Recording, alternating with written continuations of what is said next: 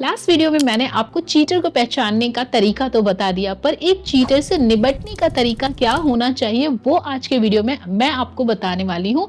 क्योंकि अगर आपने टाइमली वहां पर एक्शन नहीं लिया तो चीटर आपको चीट करके निकल जाएगा और आप चीटिंग के बाद में ठगी हुई सी रह जाएंगी और आपको बहुत ज़्यादा अफसोस होगा, आप बहुत ज़्यादा ब्रोकन हो जाएंगी। तो उस चीज़ से बचने के लिए आपको प्रिपरेशन करके रखनी है, क्योंकि लाइफ एक बैटल है। यहाँ पर आपको हर दिन एक नई जंग लड़नी है, एक नई जंग को जीतना है। इस बैटल को जीतने के लिए एक बेटर स्ट्रेटेजी बनाकर रखेंगे तो लाइफ बहुत स्मूथ भी रहेगी और आप बहुत पावरफुल और कॉन्फिडेंट भी फील करेंगी। तो आप अपनी लाइफ को स्मूथ बनाना चाहते हैं तो इस चैनल को अभी के अभी सब्सक्राइब कर लीजिए, क्योंकि यहाँ पर आपको ऐसे टिप्स और ट्रिक्स तो मिलते ही रहेंगे और मेरी मोटिवेशन के लिए लाइक्स जरूरी है, सो दैट आप एपिसोड को पसंद आने पर लाइक कर दिया करें।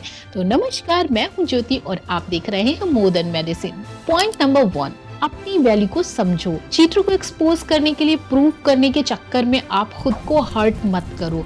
तो चीटर को एक्सपोज नहीं करना है, वो चीटिंग कर रहा है, आप जान गए हैं, इतना काफी है। क्योंकि जो इंसान आपकी रेस्पेक्ट नहीं करता उसके लिए आप अपना सेल्फ रेस्पेक्ट कॉम्प्रोमाइज कर रहे हैं, ये कहाँ तक सही है। तो अपनी वैल्यू को डिसाइड करिए।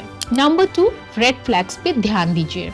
रेड फ्लैग का पिछला वाला एपिसोड भी आप जरूर से देखिएगा, वो आपके बहुत काम आएगा। हर बार सेकंड चांस देना बिल्कुल जरूरी नहीं होता। अगर आपको कोई बार बार वही गलती करता है तो उसे समझाना बहुत जरूरी हो जाता है।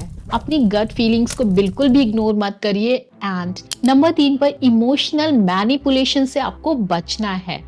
तो अगर आपको कोई ऐसा गिल्ट फील कराने की कोशिश कर रहा है जो आपको डाउट में डाले, तो उसके वर्ड्स नहीं, उसके एक्शन, उसके जेस्चर को आप ध्यान से देखो। वो क्या चाहता है, वो क्या आपको फील करा रहा है।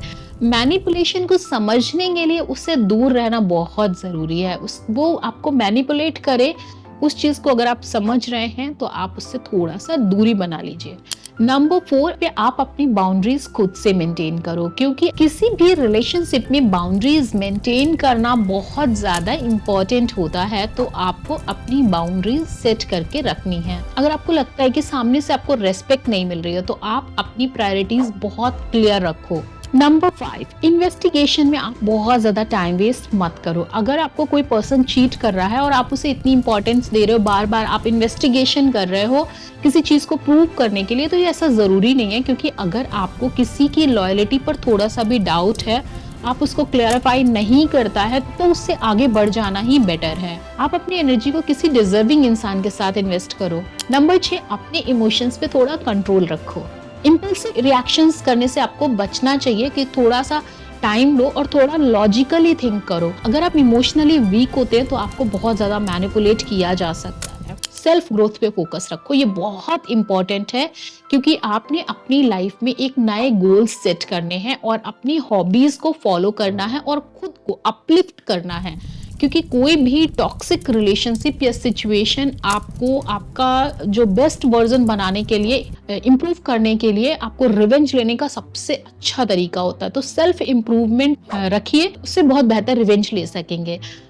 सबसे लास्ट में मैं आपको बता रही हूँ, ये पॉइंट सबसे ज्यादा इंपॉर्टेंट है। नंबर 8, अपना एग्जिट प्लान हमेशा रेडी रखो। अगर कोई चीटिंग कंफर्म हो जाती है, उसका सिचुएशन ऐसा है कि वो बहुत टॉक्सिक हो गया है, तो आपके लिए एक एग्जिट प्लान बहुत ज़रूरी होता है। तो ये पहले से ही आपको एक अपना एग्जिट प्लान डिसाइड करके रखना है।